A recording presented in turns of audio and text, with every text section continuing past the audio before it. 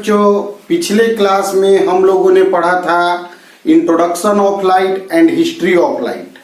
तो light optics में एक टॉपिक होता है जिसमें हम लोग कुछ सेक्शंस में लाइट को बांटते हैं, ऑप्टिक्स को बांटते हैं। पहला सेक्शन जो हमें पढ़ना है वह पढ़ना है हमें ज्योमेट्रिकल ऑप्टिक्स। तो ध्यान से, आराम से, धीरे धीरे करके लाइट को हम लोग प्रोसीड करेंगे। 10th क्लास में बहुत सारे बच्चे लाइट को पढ़े होंगे, तो उन सभी बातों को लेकर ही हम लोग को आगे बढ़ना है। तो स्टार्ट करते हैं ज्योमेट्रिकल ऑप्टिक्स से। तो ज्योमेट्रिकल ऑप्टिक्स क्या है बच्चों? Geometrical optics, it is branch of optics in which we study about optics by taking some approximation। कुछ एप्रोक्सीमेशंस को लेकर हम लोग ऑप्टिक्स को पढ़ेंगे, मतलब कुछ कुछ बातें हम लोग मानेंगे। जैसे कि स्टार्टिंग में हम यह बात मान के चलेंगे कि लाइट जब ट्रेवल करेगा तो हमेशा वह स्ट्रेट लाइन ट्रेवल करेगा। यह सभी बातों को धीरे धीरे हम लोग ऑप्टिक्स में मान मान के आगे बढ़ाएंगे। तो ध्यान देने वाला बात यह है बाबू कि ऑप्टिक्स का पहला फेनोमेना हो गया कि वह सीधा लाइन में चलेगा। Light travels in straight line, यह बात हमें अप्रोक्सीमेशन में ले ली है। अब भले वेव हो या क्या हो, वह ये बात का बात होगा। अब यह अप्रोक्सीमेशन हम लोग ले लिए कि लाइट एक स्ट्रेट लाइन में चलेगा। तो सिंगल पेंसिल लाइन मतलब पाथ ऑफ लाइन को रिप्रेजेंट करता है रे। Path of light is represented by रे। रे से हम लोग रिप्रेजेंट करते हैं इस प्रकार से, और रे के कॉम्बिनेशन को हम लोग बीम कहते हैं। जैसे कि अगर सभी रे एक दूसरे के पैरेलल है तो इसे हम लोग पैरेलल बीम कहेंगे। पैरेलल बीम कहेंगे। अगर सब एक पॉइंट पर आके मिल रहा हो, एक पॉइंट पे आके मिल रहा हो तो इसे कन्वर्जिंग बीम कहेंगे। अगर एक पॉइंट से दूर हट रहा हो तो इसे हम लोग डाइवर्जिंग बीम कहेंगे। Diverging beam. तो पाथ ऑफ लाइट को रिप्रेजेंट करते हैं रे से, मतलब लाइट का सिंगल पेंसिल लाइन को हम लोग रे कहते हैं, और रे के कॉम्बिनेशन को ही हम लोग बीम कहते हैं। बीम जो है पैरेलल बीम, कन्वर्जिंग बीम और डाइवर्जिंग बीम, 3 बीम होता है।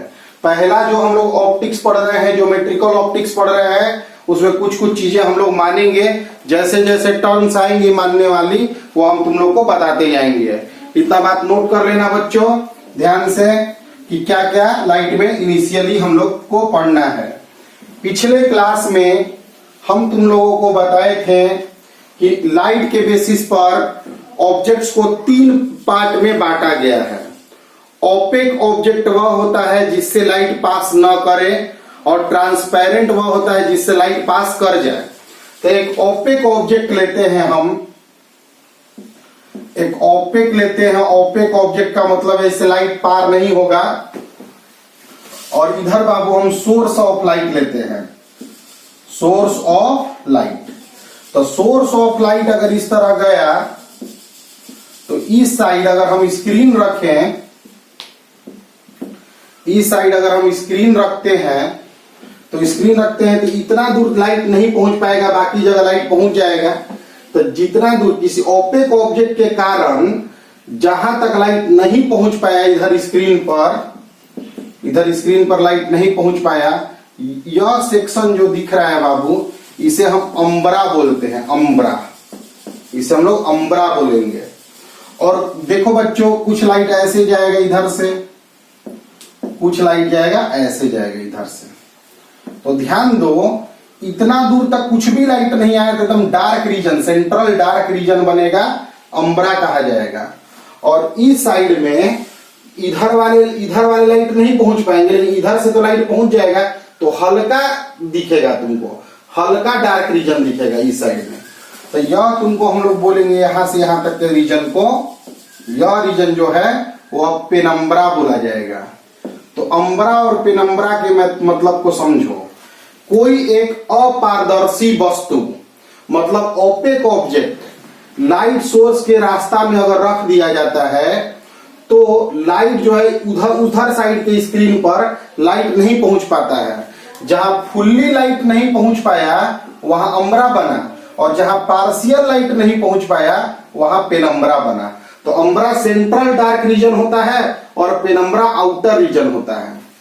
तो अम्ब्रा और प्लस पेनम्ब्रा, अम्ब्रा और पेनम्ब्रा को मिलाकर हम लोग बोलते हैं शैडो।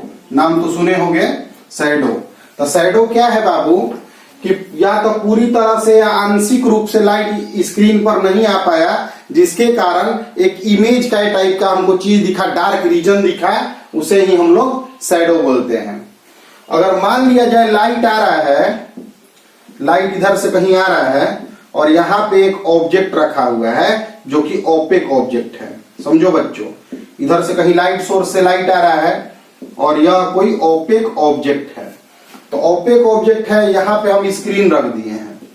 यहाँ पे बच्चों अगर तुम स्क्रीन रखोगे तो इतना दूर तक तुम्हें कुछ लाइट नहीं दिखेगा। यह पोर्शन जो दिख रहा है उतना दूर तक तुम्हें कुछ लाइट नहीं दिखेगा। तो यहाँ तुमको काला रीजन दिखेगा जिसे तुम शैडो बोलोगे। और अगर इधर स्क्रीन रखोगे तो शैडो प्राप्त नहीं कर पाओगे, क्योंकि शैडो बनने का एक रेंज होता है कि इतना दूर के पहले अगर स्क्रीन होगा तो शैडो बनेगा और नहीं तो नहीं बनेगा। तो इसका मतलब यह है बाबू कि यह जो सेक्शन दिख रहा है इसे हम लोग बोलते हैं एपेक्स ऑफ अम्ब्रल कोन।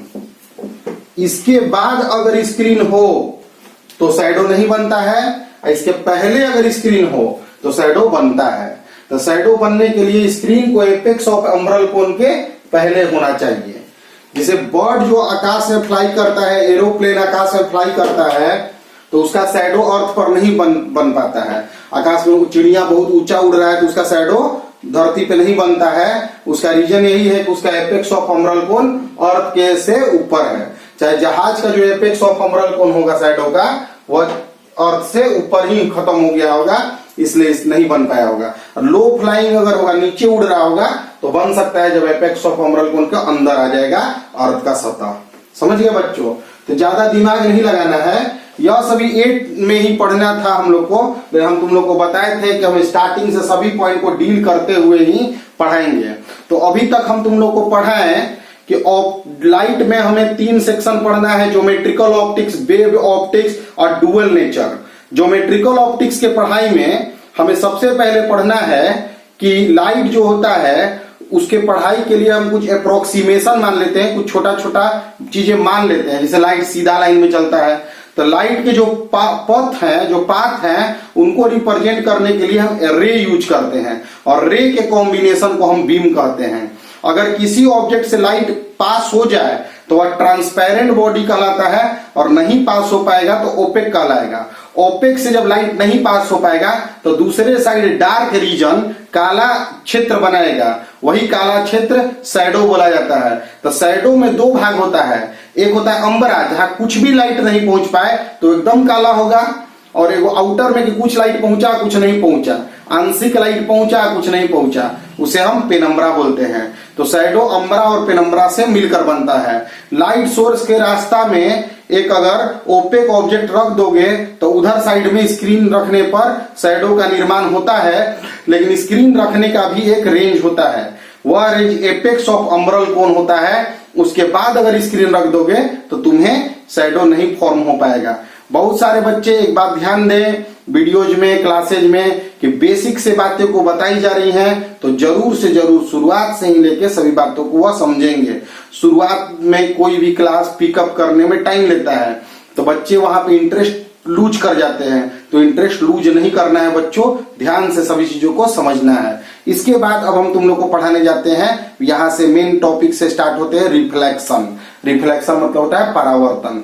तो अभी हम ज्योमेट्रिकल ऑप्टिक्स में जो अप्रोक्सीमेशन लेके पढ़ाएंगे उसमें हम थोड़ा न्यूटन के बातों को भी यूज करेंगे। तो इन सब बातों को बाबू तुम लोग ध्यान देना, ठीक है। तो अभी तक के लाइट में ज्योमेट्रिकल ऑप्टिक्स क्या है, तो कुछ मान के पढ़ना। ज्योमेट्रिकल ऑप्टिक्स है, शैडो क्या है तुम समझ गए। शैडो में अम्ब्रा और पेनम्ब्रा 2 सेक्शन होता है। अभी तक का सेक्शन तो तुम लोग समझ चुके होंगे। अब ध्यान दो बाबू, रिफ्लेक्शन। तो अगर हम रिफ्लेक्शन के बारे में समझें तो समझना यह है बच्चों कि एक सरफेस है जिससे कि लाइट उस साइड नहीं जा सकता है, इस साइड लाइट नहीं जा सकता, एक साइड शाइनी सरफेस है। तो लाइट रे आता है, जो लाइट सरफेस पे आया उसे हम इंसिडेंट रे कहते हैं, आपतित किरण, इंसिडेंट रे। और जो रिफ्लेक्ट होके रिबाउंड करके चला गया उसे हम लोग रिफ्लेक्टेड रे कहते हैं। एक इंसिडेंट रे कहा गया, एक रिफ्लेक्टेड रे कहा गया। आपतित किरण और परावर्तित किरण थोड़ा हिंदी में बोल रहे हैं। जिस पॉइंट पे पड़ा वो पॉइंट ऑफ इंसिडेंट हो गया। तो पॉइंट ऑफ इंसिडेंट पे एक लाइन जो हम लोग सरफेस के नॉर्मली ड्रा करते हैं उसे हम लोग नॉर्मल बोलते हैं। यहां जो एंगल बना नॉर्मल और इंसिडेंट रे के बीच में उसे आई से डिनोट करते हैं और इसे आर से डिनोट करते हैं। आई मेरा angle of incident, angle of incidence बोला जाएगा आपतन कोण, और आर बोला जाएगा angle of reflection, angle of reflection. 10th class में भी सब बच्चे पढ़े होंगे। रिफ्लेक्शन है क्या, तो रिफ्लेक्शन को समझो कि light ray incident on a surface and bounce back, rebound in same medium, उसी मीडियम में फिर बाउंस बैक कर जाए, रिबाउंड कर जाए, देन फेनोमेना जो है वो मेरा फेनोमेना इज कॉल्ड रिफ्लेक्शन। अगर कोई लाइट रे किसी सरफेस पर पड़ता है और उसी मीडियम में फिर रिबाउंड कर जाता है, बाउंस बैक कर जाता है, रिटर्न कर जाता है, रिटर्न करने के लिए वह न्यूटन के लॉ को ओबे करता है। न्यूटन का क्या लॉ है उसको हम बता रहे हैं। तो इस फेनोमेना को हम लोग इस घटना को हम लोग रिफ्लेक्शन बोलते हैं। ठीक है बच्चों, ध्यान दो। अगर कोई लाइट रे आया, किसी सतह पे टकराया और सतह से रिबाउंड कर गया, बाउंस बैक कर गया और न्यूटन के नियम को फॉलो करते हुए यही घटना तुम्हारा रिफ्लेक्शन कहलाया। यहाँ जो है एक नॉर्मल लाइन है, एक इंसिडेंट रे है और एक रिफ्लेक्टेड रे है। एंगल के बारे में भी हम लोग जिक्र कर चुके हैं। ध्यान से वीडियो रोक के कुछ डिफिनेशंस जो है वो तुम लोग लिखते रहोगे। अब इसके बाद का कहानी यह है बाबू कि अगर एक मीडियम में कोई लाइट चल रहा है तो लाइट के बारे में बहुत ही इंफॉर्मेशन है, इंपॉर्टेंट इंफॉर्मेशन है कि मीडियम बदलने पर लाइट का स्पीड बदल जाता है। मीडियम बदलने पर लाइट का स्पीड बदल जाता है। इसलिए हम लोग बोल सकते हैं कि एक मीडियम में एक लाइट वेव का, एक लाइट रे का एक ही टाइप का मोमेंटम होता है मैग्नीट्यूड में। डायरेक्शन बदलेगा तो मोमेंटम बदल जाएगा, लेकिन मैग्नीट्यूड में मोमेंटम सेम रहता है। स्पीड सेम है तो मोमेंटम सेम होगा। मोमेंटम मतलब संवेग। तो यहाँ पे अगर हम मोमेंटम इस लाइन का P माने और इस लाइन का भी मोमेंटम हम लोग P माने, ध्यान देना बच्चों, इंपॉर्टेंट बात है। मोमेंटम यहाँ P माने और यहाँ भी मोमेंटम P माने, तो ध्यान दो। अगर यह P मोमेंटम है, अगर इधर मोमेंटम अगर P है और यह एंगल बाबू I दिया हुआ है, तो कंपोनेंट आएगा P sin I इधर और इधर कंपोनेंट आएगा P cos I। जिधर एंगल होता है उधर कंपोनेंट माने टूटा हुआ पार्ट cos जाता है और जिधर नहीं है एंगल उधर कंपोनेंट आता है sin। जो रिफ्लेक्टेड रे है यह P और यहाँ पे बाबू एंगल बन रहा है R। तो यह इधर की ओर मोमेंटम होगा P cos R और इधर मोमेंटम होगा P sin R। देखो बच्चों, कोई भी सरफेस, तुम न्यूटन के लॉ में पढ़े होगे 11th क्लास में, कोई भी सरफेस अपने नॉर्मली फोर्स को लगाता है। कोई भी सरफेस अपना फोर्स नॉर्मली लगाता है तो सरफेस के अलोंग वह कोई फोर्स नहीं लगाता है। There is no force along surface, कोई भी सतह अपने अलोंग कोई फोर्स नहीं लगाता है। जब फोर्स नहीं लगेगा तो मोमेंटम कंजर्व होगा, मोमेंटम इज कंजर्व। तो मोमेंटम कंजर्व अगर हुआ तो यहां पे हम लोग लिखेंगे P sin I और इधर लिख देंगे P sin R। इस लाइन में अलोंग सरफेस ही ना है, सरफेस के अलोंग शुरुआत में मोमेंटम है P sin I और बाद में मोमेंटम है P sin R। तो P sin I और P sin R बराबर कर दो, P से P कट गया, I बराबर R आ गया। यह न्यूटन हम लोग को यह बात बताए थे। तो ज्योमेट्रिकल ऑप्टिक्स बेसिकली हम लोग न्यूटन के बारे में ही पढ़ना है। तो न्यूटन बताए कि जो यह एंगल होगा और यह एंगल होगा बराबर होगा। यह बात जानता होगा सब लोग, लेकिन न्यूटन क्या बताए थे उसका नॉलेज बहुत कम लोग को होगा, इसलिए यह बात हम तुम लोग को बता दिए। तो नॉलेज बढ़ाओ बच्चों कि एक मीडियम में लाइट का स्पीड सेम होता है, इसलिए मोमेंटम का मैग्नीट्यूड सेम होता है। एक यहाँ पे P मोमेंटम है तो इधर की ओर P cos I और इधर P sin I होगा। यहाँ P मोमेंटम है तो P cos R और P sin R। कोई भी सतह अपने नॉर्मल में फोर्स लगाता है, अपने अलोंग कोई भी से यह बोर्ड है मान लो तो यह हमेशा नॉर्मल में फोर्स लगाएगा, अपने लाइन में कभी भी कोई भी सतह फोर्स नहीं लगाता है। तो नहीं लगाएगा, फोर्स नहीं अगर लगेगा तो मोमेंटम कंजर्व होगा। यही न्यूटन सेकंड का लॉ है कि मोमेंट अगर फोर्स नहीं तो मोमेंटम कंजर्व। तो शुरू में मोमेंटम इधर में है P sin I और इधर में है P sin R। तो P sin I और P sin R बराबर कर देंगे तो I बराबर मेरा R आ गया। तो यह जो न्यूटन हम लोग को प्रूफ करके दिए, यह बात तुम लोग ड्रॉप में लिख लेना। उसे बहुत कम बच्चा जानता है कि मोमेंटम कंजर्वेशन से ही इनिशियली I बराबर R लाया गया था और बाद में जब वेव थ्योरी बताया गया तो कैसे I बराबर आएगा वह वेव ऑप्टिक्स जब हम पढ़ाएंगे तो बताएंगे। लेकिन I बराबर R तो आ गया, तो यहां से लॉ ऑफ रिफ्लेक्शन बने, लॉज ऑफ रिफ्लेक्शन माने परावर्तन के नियम जो तुम 10th क्लास में पढ़े हो। क्या बाबू कि angle of incidence and angle of reflection are equal. मतलब यहां जो एंगल हम माने थे I बराबर R होगा। यह जो एंगल I है और यह जो एंगल R है वो आपस में क्या होगा बाबू, बराबर होगा। दूसरा पॉइंट इसमें आता है बच्चों, सेकंड पॉइंट आता है कि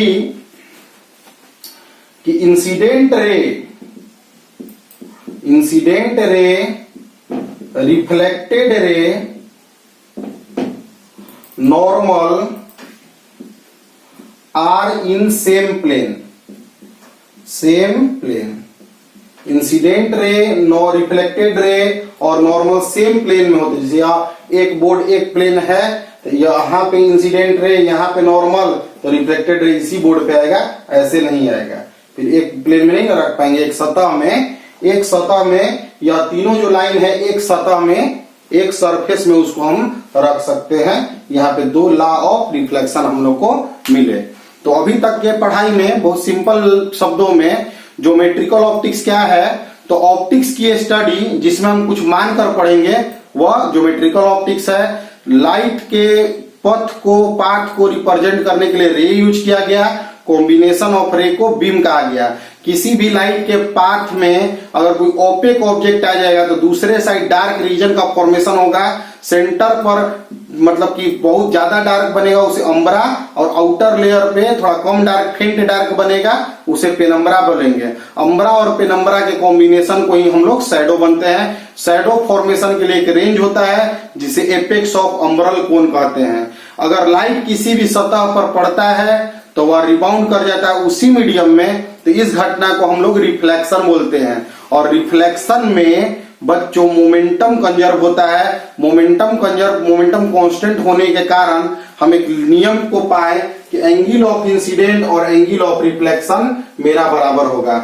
या इंसिडेंट रे या रिफ्लेक्टेड रे या नॉर्मल I और R क्या है, बराबर कैसे किए, यह सब बात बताए। इधर न्यूटन क्या क्या बात बोले थे वह सभी बातें भी हम तुम लोग को बता दिए। तो अब रिफ्लेक्शन का हम लोग ला तो जान गए, लेकिन अब रिफ्लेक्शन होता कहां से है, तो हर एक सरफेस से होता है। तो हर एक सरफेस से हो रहा है तो अलग अलग तरह का भी रिफ्लेक्शन हो सकता है। जैसे एग्जाम्पल के तौर पर अगर आईना में हम अपना चेहरा देख रहे हैं तो रिफ्लेक्शन के थ्रू अपना चेहरा देख रहे हैं, जबकि बुक पढ़ते समय हम अपना चेहरा नहीं देख पा रहे हैं। तो रीजन वही फिर से कि रिफ्लेक्शन तो बुक में भी हो रहा है और रिफ्लेक्शन आईना में भी हो रहा है। तो हम चेहरा आईना में देख पा रहे हैं जबकि बुक में नहीं देख पा रहे हैं। तो क्या रीजन है बता रहे हैं बच्चों।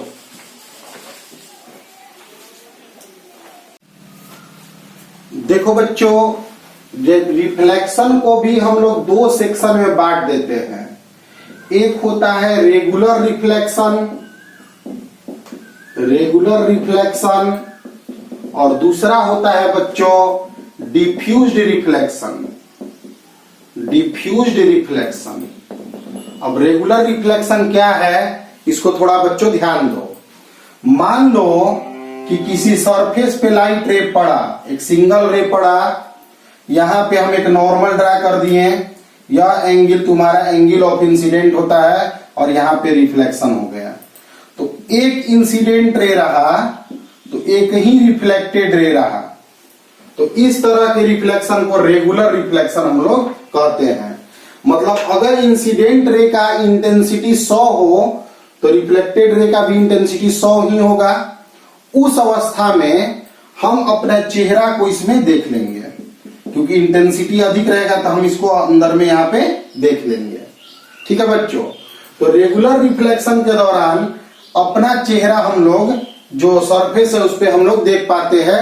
तो इसके लिए सरफेस को ऑलमोस्ट स्मूथ होना चाहिए। स्मूथ तो इसे कोई चीज होता नहीं है, लेकिन फिर से अप्रोक्सीमेशन का बाद हम लोग जब मिरर पढ़ेंगे तो मिरर को हम लोग लगभग स्मूथ ही मान के चलते हैं। यह अप्रोक्सीमेशन आ गया कि जब मिरर का लेंस का बात होगा तो उस समय उसका एब्जॉर्प्शन और मतलब कि स्मूथनेस 100% ही मानना है। एब्जॉर्प्शन 0 और स्मूथनेस 100% मानना है। तो डिफ्यूज्ड रिफ्लेक्शन में किसी सरफेस पे लाइट अगर पड़ता है तो लाइट उस सरफेस पर पड़कर फिर उसी मीडियम में रिबाउंड करता है, बाउंस बैक करता है। तो मेनी रेज में, बहुत सारे रेज में वह यानी कि वन इंसिडेंट रे है और मेनी रिफ्लेक्टेड रेज है। एक इंसिडेंट रे पड़ता है और बहुत सारे रिफ्लेक्टेड रेज होते हैं। इस तरह के रिफ्लेक्शन को हम लोग डिफ्यूज्ड रिफ्लेक्शन कहते हैं। ठीक है। तो ध्यान दोगे बच्चों कि अगर यह रिफ्लेक्शन लाक ओबे करता है, अब सोचो कैसे, तो ऐसे पड़ा होगा ना, ऐसे यहाँ पे लाइन खींचे होंगे तो बहुत सारा अलग अलग प्लेन बना होगा। तो इसमें अगर मान लिया जाए यहाँ पे 100 इंटेंसिटी का रे गिरता है तो पर्टिकुलर सब 100 का तो नहीं होगा, कम हो जाएगा, बंटवारा हो गया। तो यहाँ पे अगर हम बुक पढ़ रहे हैं तो बुक में मेरा डिफ्यूज्ड रिफ्लेक्शन होता है, जबकि मिरर में मेरा रेगुलर रिफ्लेक्शन होता है, जिसके कारण हम लोग मिरर में अपना चेहरा देख पाते हैं जबकि बुक में हम लोग नहीं देख पाते हैं। तो जनरली जहां भी दुनिया में रफ सरफेस होता है वहां डिफ्यूज्ड रिफ्लेक्शन होता है और जहां ऑलमोस्ट स्मूथ सरफेस होता है वहां क्लोज टू रेगुलर रिफ्लेक्शन होता है। 100% रेगुलर रिफ्लेक्शन के लिए 100% स्मूथ होना चाहिए, लेकिन अभी हम मिरर को 100% स्मूथ मानकर चल रहे हैं। अगर लाइट किसी भी सरफेस पर गिरता है तो घटनाएं क्या क्या घटित हो सकती हैं, इसको थोड़ा ध्यान दो बाबू। अगर कोई लाइट किसी सतह पर गिरता है तो वह सतह लाइट को सोख भी सकता है, माने एब्जॉर्ब भी कर सकता है, एब्जॉर्प्शन भी होगा। लाइट उस सतह से होकर पार भी कर सकता है, मतलब ट्रांसमिशन भी होगा, पार भी कर जाएगा। और तीसरा होता है रिफ्लेक्शन, माने वापस लौट सकता है। ठीक है। तो कोई भी लाइट किसी सतह पे पड़ता है तो वह सतह लाइट को सोख सकता है, लाइट सतह के आर पार हो सकता है या लाइट रिबाउंड कर सकता है।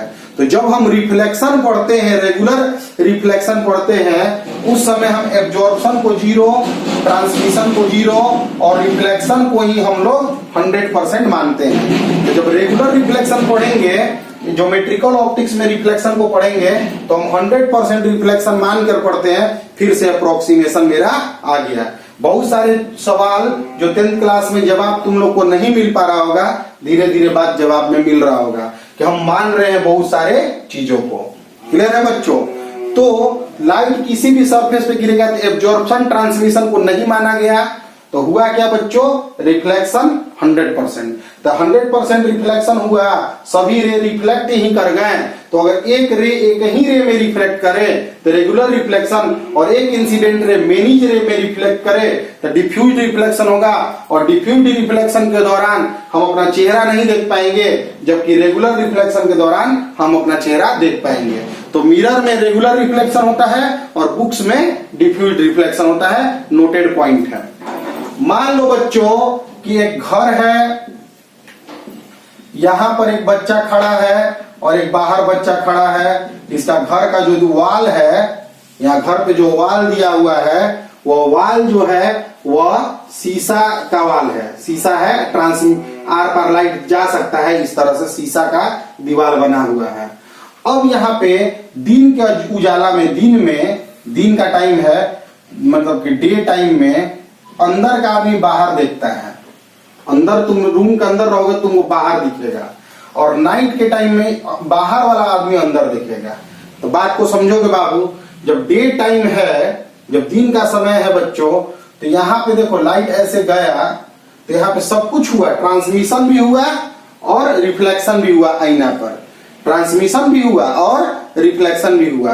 तो ट्रांसमिशन देखो, बाहर लाइट अधिक हुआ अगर, तो इधर ट्रांसमिशन डोमिनेट कर गया, इधर ट्रांसमिशन डोमिनेट कर गया, और जब नाइट का समय हुआ तो इधर से ट्रांसमिशन डोमिनेट कर गया। कि जो बल्ब लगा हुआ है कमरा में, बल्ब से लाइट आके भी टकरा रहा है और बाहर से भी लाइट आ रहा है। तो बाहर वाला लाइट दिन में डोमिनेट कर रहा है, इसलिए बाहर का लड़का तुम्हें दिखेगा, और रात में बल्ब का लाइट डोमिनेट करेगा तो तुम्हें शीशा दिखेगा, बाहर का लड़का नहीं दिखेगा। तो यह सभी छोटी छोटी बातें हैं, वो हम तुम लोग को डील करते हुए जा रहे हैं। यह सब क्वेश्चन आंसर में नहीं है, जो बातें अभी बताया है उसको ध्यान दो कि रिफ्लेक्शन क्या होता है बाबू। तो लाइट आता है, किसी सतह को टकराता है, वापस लौट के चला जाता है उसी मीडियम में। इस दौरान माना गया कि स्पीड कांस्टेंट है, मोमेंटम कांस्टेंट है। मोमेंटम को सतह के अलोंग कंजर्व करके एक लॉ प्राप्त किए कि एंगल ऑफ इंसिडेंट और एंगल ऑफ रिफ्लेक्शन बराबर होगा। इंसिडेंट रे, नॉर्मल और रिफ्लेक्टेड रे एक ही प्लेन में होंगे।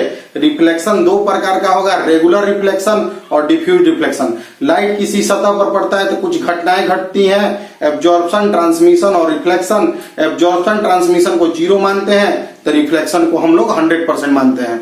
रेगुलर रिफ्लेक्शन में एक रे का एक ही रिफ्लेक्शन होगा, और डिफ्यूज में एक इंसिडेंट रे का बहुत सारा रिफ्लेक्टेड रेज हो जाते हैं, जिसके कारण रिफ्लेक्टेड रेज के इंटेंसिटी इतने वीक हो जाते हैं कि हम अपना चेहरा अंदर नहीं देख पाते हैं। इसलिए रेगुलर रिफ्लेक्शन में चेहरा देख पाएंगे, जबकि डिफ्यूज रिफ्लेक्शन में हम लोग अपना चेहरा नहीं देख पाएंगे। यह सब छोटी छोटी बातें हैं, लेकिन तुमको ध्यान पूर्वक समझना है बच्चों।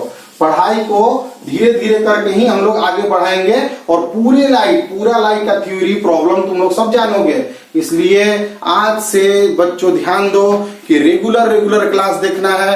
जो भी बच्चे तुम्हारे दोस्त यार हैं, देखो हम लोग कोटा जाने का सोचते हैं, दिल्ली जाने का सोचते हैं। छोटे शहरों में हम लोग बोलते हैं कि माहौल नहीं है, और रिस्पॉन्सिबल कौन है माहौल नहीं होने का? तो हम लोग खुद अपने साथियों को सोचते हैं वो नहीं पढ़े तो हमको क्या मतलब है। सब कोई पढ़ेगा तो सब कोई बढ़ेगा। हम लोग सब कोई पढ़ने लगेगा, मेहनत करेगा, खुद कंपटीशन का भावना उत्पन्न होगा और सब कोई मेहनत करने लगेगा। तो प्रत्येक विद्यार्थी ध्यान दें कि सभी स्टूडेंट को पढ़ने के लिए बोले, उन्हें नोट्स में हेल्प करें, और खुद भी वो आगे बढ़ेंगे इन सब कामों करने से। तुम अगर अच्छे कामों के लिए जुड़ोगे, तुम्हारा आगे बढ़ना जरूरी ही है। तो देखो बच्चों ध्यान दोगे, मान लेते हैं कि हम रेगुलर रिफ्लेक्शन और डिफ्यूज रिफ्लेक्शन तो अब हम लोग जान चुके हैं कि रेगुलर रिफ्लेक्शन डिफ्यूज रिफ्लेक्शन होता क्या है। अगर हम एक मिरर लेते हैं, प्लेन मिरर, अब मिरर क्या है, तो एक साइड को उसको सिल्वर ब्रोमाइड का लेयर चढ़ा दिया जाएगा, एक साइड इधर सिल्वर्ड कर दिया गया, एक साइड में ग्लास का एक सतह है जिसमें ग्लास के एक साइड में अगले एक सतह को सिल्वर कर दिया गया, जिससे लाइट दूसरे सतह पे पार न कर पाए, लाइट दूसरे सतह की दूसरी साइड पार न कर पाए।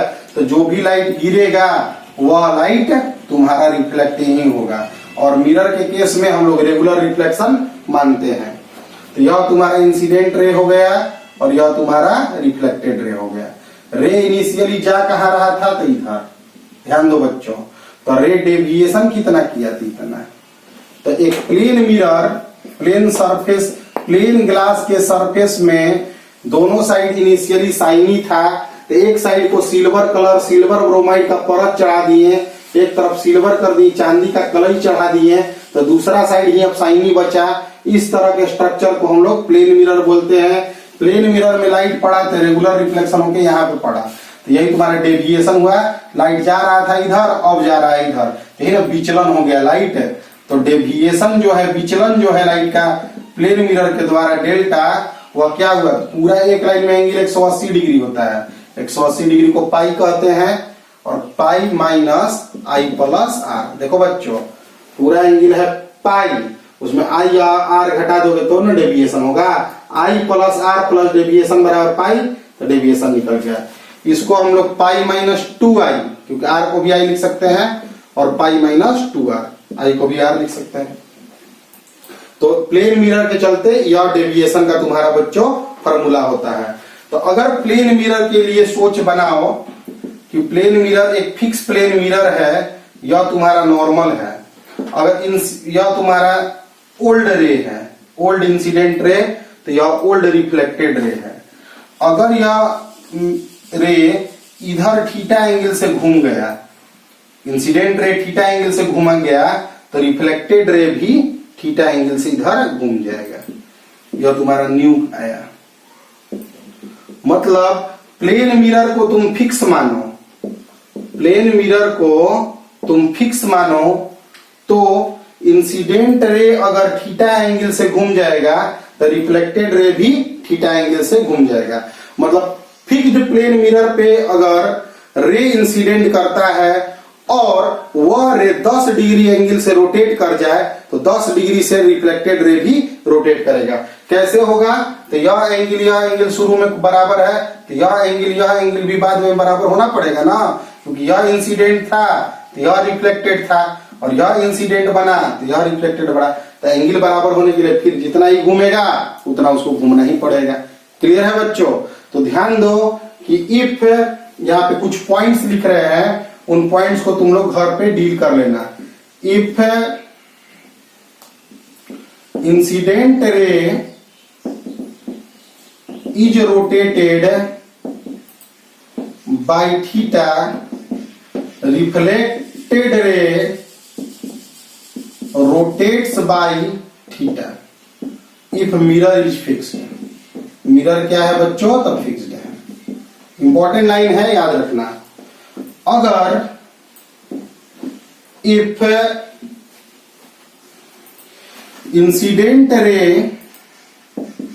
Is fixed and mirror is rotated by theta, अगर रे फिक्स कर दिए और मिरर को ही थीटा से घुमा दिए, then reflected ray rotates by 2 theta. यह जो 2 पॉइंट लिखे हैं, वह दोनों पॉइंट को घर पे फिगर बनाकर तुमको प्रूफ समझ लेना है। प्रूफ करने में वही लॉ ऑफ रिफ्लेक्शन ही तुम्हारा यूज होगा। तो आज के क्लास को बच्चों तुम ध्यान पूर्वक समझो। ज्योमेट्रिकल ऑप्टिक्स क्या है, ठीक है बच्चों। शैडो क्या है, अम्ब्रा पेनम्ब्रा क्या है, अम्ब्रल कोन क्या है, शैडो कब बनेगा कब नहीं बनेगा, ट्रांसपेरेंट, ट्रांसलूसेंट और ओपेक ऑब्जेक्ट क्या होता है, इसके बारे में जानकारी। रिफ्लेक्शन क्या होता है, लॉ ऑफ रिफ्लेक्शन क्या होता है, कैसे प्राप्त किया जाता है, रेगुलर और डिफ्यूज रिफ्लेक्शन क्या है, उसके पॉइंट्स क्या क्या है, एब्जॉर्प्शन, ट्रांसमिशन और रिफ्लेक्शन के बारे में कुछ पॉइंट्स बोले, और फिर बताएं कि रे अगर मुड़ेगा तो क्या होगा, मिरर अगर मुड़ेगा तो क्या होगा। प्लेन मिरर एक प्लेन ग्लास का सरफेस होता है, जिसमें एक साइड में सिल्वर ब्रोमाइड का सरफेस सतह चढ़ाकर सिल्वर ब्रोमाइड का कलई करके दूसरा साइड को हम लोग शाइनी बना लेते हैं। तो ठीक है बच्चों, अब नेक्स्ट हम लोग नेक्स्ट क्लास में प्लेन मिरर से जुड़े हुए सभी बातों को पढ़ेंगे।